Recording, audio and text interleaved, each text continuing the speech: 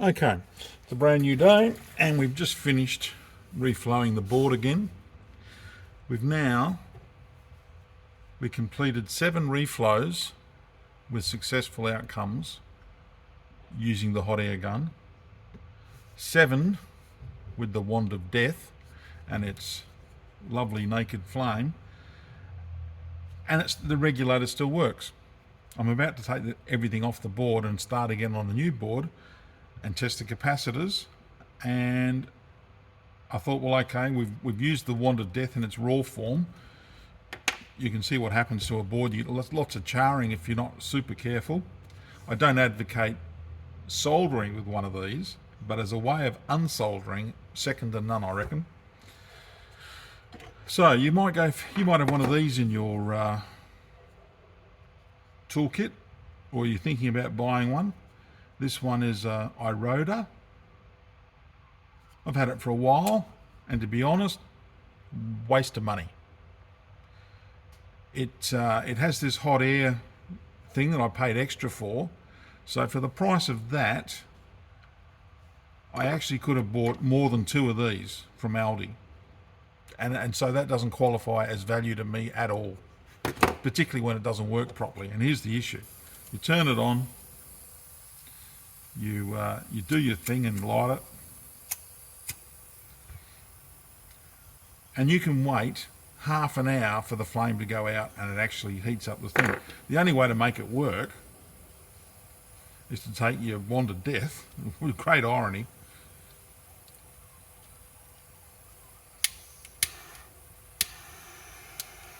and actually supply some extra heat so that the thing gets hot enough for the actual element inside there to work. I've mucked around with this thing for hours, and it's frankly, this Iroda product is one of the biggest wastes of money I've ever had in a tool ever. Useless, and it's the second one I bought. I should have learnt from the first one. Yeah, okay. You can see the problem. I actually normally use my butane gas torch to get it hot enough. The wand of death just isn't quite getting there. We'll just try turning it down a bit and getting more of the heat onto the ceramic element, and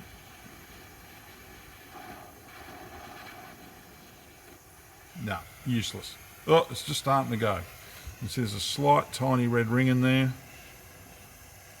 I can't believe you've got to heat something up to make it work. That's just rubbish. No. Doesn't offer any, it's, why do I keep it? Because I've got a screw-on soldering tip that I can use occasionally. Do I use it anymore? No. It just clutters up my junk box. I should chuck it out. Probably will when the gas runs out. Okay, put that to one side. So you've got one of these, and funnily enough, in the kit, with all the bits with it, comes a hot air adapter. So let's put that on. Try not to burn my fingers because it's now hot. I got distracted. I was going to do this while I was cold, but no, you did that. Oops. Now I'm missing.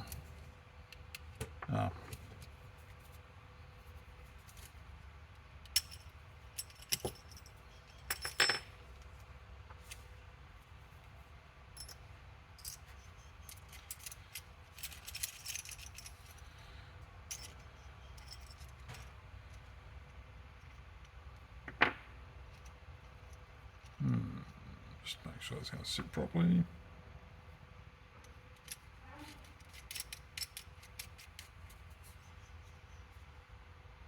So I checked these capacitors last time I took them off, which was somewhere in here, halfway through, and it's due to take them off again. So I'm going to start with a new board. So let's now try the wand of death.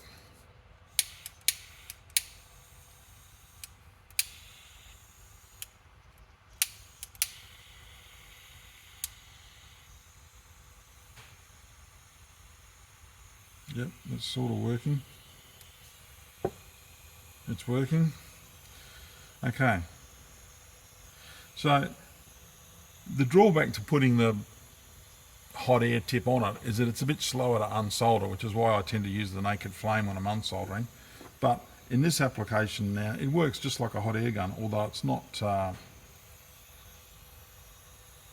it'll really crank the gas up to get a lot of heat out of it, but it will work. Not as good, of course, as my proper hot air soldering station, but I have dozens, or maybe a dozen of those big butane gas cylinders that were given to me, the ones that you use in portable camping stoves. And you know, it gets pretty hot here in the workshop in summer when it's all locked up, and I was always a bit worried about storing it in such high heat. So I use gas where I can, just so that I get rid of the things. Not so much because I have any real preference for it. Yeah, it's not. It's on. It's hot. Oh yeah, she's hot. But it's not quite hot enough normally.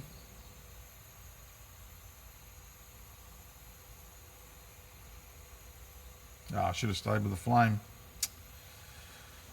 Oh, I had another cup of coffee.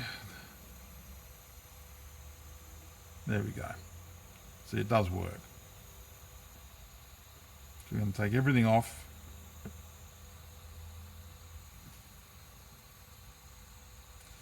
Somehow, without the flame burning everything, it's not quite as satisfying, but it works. Okay, we'll take this board and throw it away, and while we've got those caps out, let's just check the values. Try not to drop them this time.